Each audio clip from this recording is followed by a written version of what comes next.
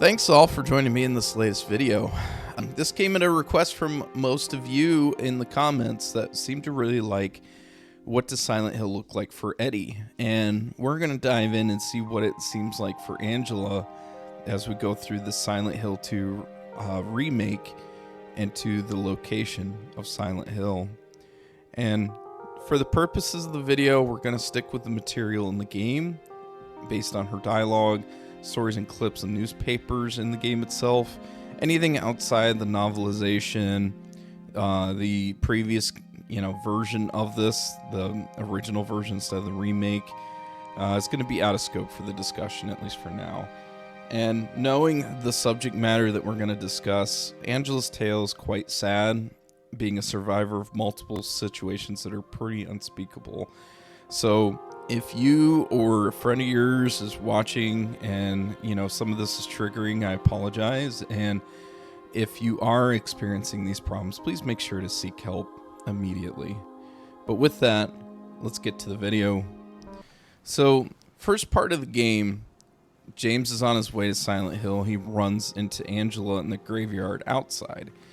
And Angela, of course, seems a little jumpy. She was a little bit startled. But she seems overall health is fine altogether with her outfit, and doesn't seem to really give off a lot of hints that she's cray-cray. But there is, obviously very, very subtle hints if you look closely. Other videos and things pointed out that her nails are pretty much to the, to the fingers. She doesn't really kind of, pamper them up and make them look a certain way. Same thing with her hair. It's very, very simplistic. She's not wearing any makeup. I mean, albeit that doesn't really indicate that, something's wrong, but in some cases it kind of does. And we see that here when we first meet her. James is obviously outside asking for directions, and, Angela lets him know that there's just something weird about this place and to go onto this particular road. And as the further discussion happens, she mentions she's not lying to further have a confidence that what she's speaking of is true, which does seem to indicate that maybe with her past history that she wanted to convince herself and others that she's not delusional, she's not, and she indicates that she's there in Silent Hill looking for her mother and even father and brother. But the interesting thing is that it speaks a little oddly because she's looking for these individual cemetery, giving kind of that indication that she must have been called to Silent Hill, probably most likely with a letter or form of communication. We're never told what, but just confirmation for her to know if these people, if these folks that she's looking for are indeed past. And you can kind of see that as she's going through and trying to look on the different headstones. This is probably the one moment throughout the game that James could build up a lot of trust and rapport with her, but it really helped and relate to Angela. Next, we see James find Angela in the apartment complex. She's laying on the floor with the knife in front of a mirror. And you can kind of tell based on observation and body language, she seems pretty exhausted, not super engaged with her surroundings, almost like she's pretty much given up at this point.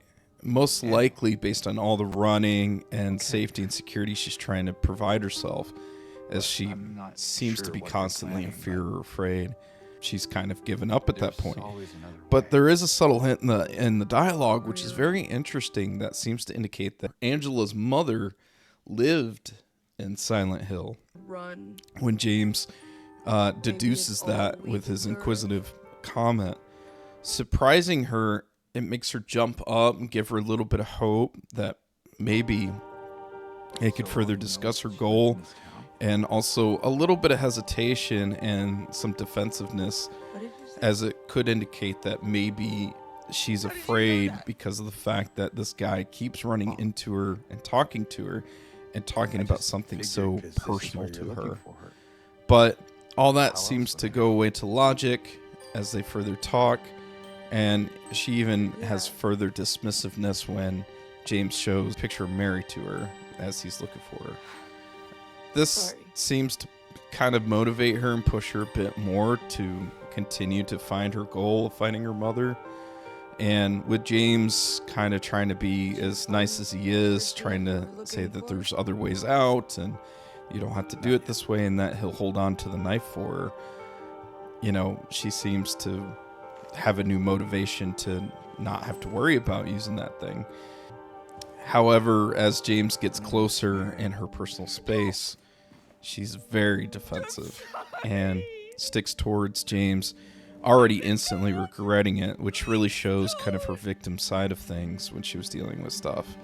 It could be related to fear, fury, anger, maybe the guilt of what she felt with, you know, kind of killing her father, which we don't really know yet until later in the game. But it just shows her kind of her fearfulness as she, you know, wants to make sure that James isn't angered, he's not disappointed, and is okay with her response by, you know, obviously, you know, running really fast after dropping the knife and regretting the way that she acted. Looking at the knife, however, it shows that there's blood on the tip. The blood isn't super splattered or isn't engulfed entirely in the blade, which must mean that she uses very sparingly defensiveness, which is likely just a way of defense, and also how she is not only afraid of whatever it is that she's, you know, fighting or going after, but she's literally afraid of using it for fear of what could happen. For Angela's version of Silent Hill, it seems to show that she's must be dealing with a number of stalkers or shadowy like enemies, probably more like shadow type folks that has constantly just antagonize her, make her fearful and afraid, while at the same time, if there are things that come out in the open or enemies that come out and actually show their strength and anger, they do it to make her so fearful. And there's going to be a lot more parts of fire and heat, opposite effect of what Eddie's was for her. Some fiery, smoky, foggy areas that are going to be around that she's going to have to deal with. And it shows that major reflection of her constant fear, running around with a fear of not just these enemies and people stalking her, but also the rage that she has. The next time we find Angela again is in the front of the statue in the park, and the nice thing is this dialogue also further cements the theory that Silent Hill wasn't the same as she remembered for Angela. It really does mean, and something that hasn't really been mentioned in many videos and people looking into this, that Angela must have been at Silent Hill and had a history with it before, I would say, all the madness, before all the craziness, or before her reflection of what she's dealing with is really shown in the location. Most likely she did this back to escape to her mother. That seems to be her secret place of safety and security and, you know, kind of her happiness in order to escape all those problems at home, which really shows why she holds her mother as a place of refuge, despite her mother eventually telling her that she's kind of the reason that these things happen, which is completely ridiculous. But at the same time, with other type of aggressors, not necessarily physical, but verbal, in the sense of blame and guilt that she bestows upon Angela. The other thing about this dialogue that's interesting is that James indicates that he's happy to see Angela, which really puts her at a surprise. It kind of gives her, even just for a moment, a sense of hope and happiness to know that maybe there might be a male in her life that she really can look to and care for and be cared for emotionally, physically, and an overall happy life. But with that quick clarification that he's just saying that he's happy to see her, you know, in a general sense, that she's not hurt or anything, instead of a more romantic and special sense, then she kind of snaps right back to the reality of no hope and you know, all these individuals of men and stuff only want really one thing, and her sense of trust in that kind of starts to go away. And it's really sad and terrible at the same time. And, you know, as he continues to try to help the best he can and to be part of, you know, trying to get her out of Silent Hill, it's interesting because she's kind of succumbed to the notion that she will never leave, and with him even indicating that they're gonna get out of this, almost seems very foreign to her, and a little too foreign, to the point that she just has succumbed to the idea that Silent Hill is going to be her home now and forever instead of anything else. And I mean, why wouldn't it be? It's where she went to for safety and security with her mother. And despite all the horrors that it seems, it kind of further kind of solidifies that. And then we end the dialogue, and she gets a glimpse of feeling of being stalked or watched and followed. And as James obviously tries to provide comfort, she gets more fearful as she does not want anything to do with James or anybody to be that close to her, and that her exploited weakness of her physicality, her abuse, will guard to the end. The next scene that we run into is Angela experiencing one of her, I would say, situational game overs as James comes into the room, and Abstract Daddy, which is the boss that he fights, is about to perform the historical abuse that Angela has known and experienced before. And as she's talking, she's not talking to James. He'll be good, and she could suspect that, you know, she's not going to misbehave anymore. We saw this same emotion that she portrayed at the end of the second sequence when she was leaving James, where she just didn't want the retribution or the physicality of abuse to be. So she's trying her best to Abstract Daddy, which shows basically two bodies there in a deformity on a form of a bed or something that's kind of tranched it together. And my thoughts, honestly, is that metaphorically and, you know, physically, that the boss has and houses the father and her brother Thomas, as it kind of further translates that was what she experienced in abuse. Essays as a terrible way that she experienced as a survivor. And it's, you know, you're only after one thing. At the end of it, we see her fear and anger that leads towards it. We see that anger come out as she throws the TV on top and basically, you know, kind of loses her defenses as she is providing her anger, fear, and pain in a form of anger to fuse and stop the situation herself after James assists in completing and taking out Abstract Daddy. But she also reveals in this quick dialogue here her honest thoughts of all men. They're all after power and dominance of one thing, and that's her physically and mentally. And you can see at this point that there's no trust, there's no rapport anymore with James. In fact, when James reassures that he's a good man, she further proves the point in her dialogue that, you know, you're here just for your own little Mary. But in her case, when she says little Mary, she insinuates that he's only there for her until something better comes along, or when Mary gets a little bit older and isn't going after the things that really brings that lustful physicality. And, you know, to her, James is always, as he's placed in that same category, that he's looking for something else to take the appeal of the physical ness that apparently men all I need seek. to find my mama. So yeah.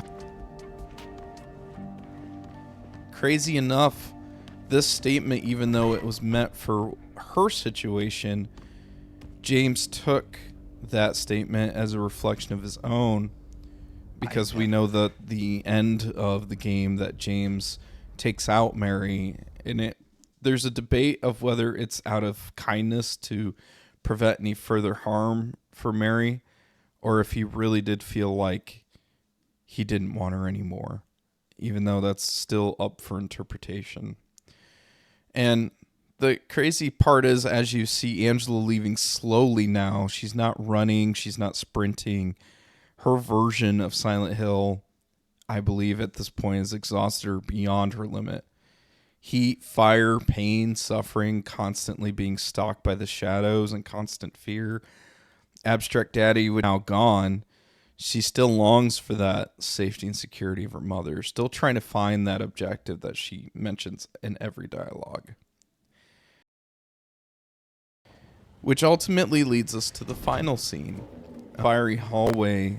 And as you can note, a lot of folks don't seem to mention or see this, but we do see two hanging bodies on the left and right side, and we can deduce that both of them are kind of a representation of her father and I brother. was looking for you. And the crazy thing You're is, the only she's one so left. comfortable with it. They're there, Maybe then I can cut finally in rest. between, and Mama. just as reminders to show of What's what she wrong? did in life with these individuals. Obviously, it's never truly mentioned that she killed her brother, but My mama.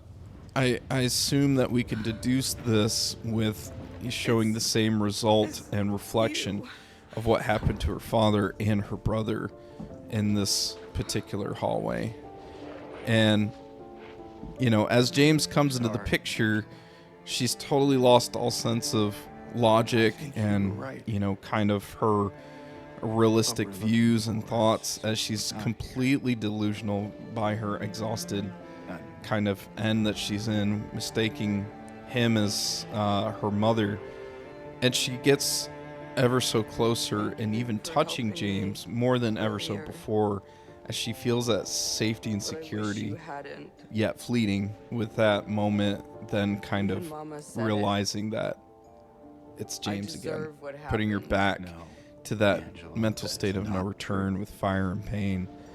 But now that she's kind of felt the guilt and the anger with her decisions of killing her father, and who knows what happened to her mother, maybe that same fear, that same pain, that same anger that she has felt with her father, it may have gone as far as taking out her mother, when her mother kind of tried to promote the guilt trip and the awfulness that she does by saying that she's the reason, she's not a victim, that she's the reason that they caused those terrible things to happen to her. And who knows, it could have even happened to her mother. And then as we move forward in the dialogue, Angela, you know, reciting how, you know, James could be sarcastically be the one to save her, love her, and be with her.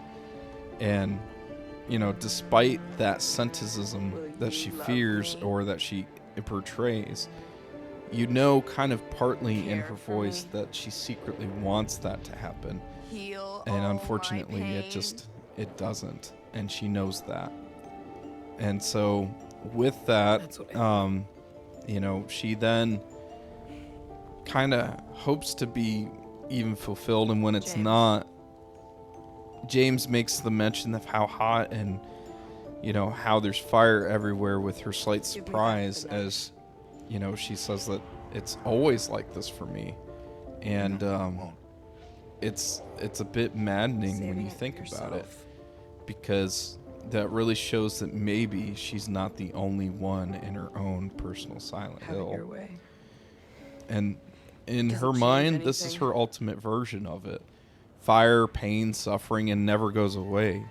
It's the total opposite of Eddie's, where he kind of becomes in his mind, the anti-bully in a cold, frigid environment. But for Angela, it's forever fire, shadowy stalkers causing her to fear until she ultimately succumbs to it. We don't really know what Angela's fate is. There's a number of theories. I would like to think that maybe her wanting that suffering to finally end, that ultimately she would end her suffering, through she could finally seek that objective of being safe, loving, an eternity of happiness for all that she experienced in the world of Silent Hill. I appreciate you sticking around, listen to my interpretation, and feel free to comment down below what your thoughts are and what your interpretations are. I always enjoy having those discussions. It brings up really good points of the game that I'm still finding out to this day. Just really shows the love and care that it was given. I'll catch you in the next one.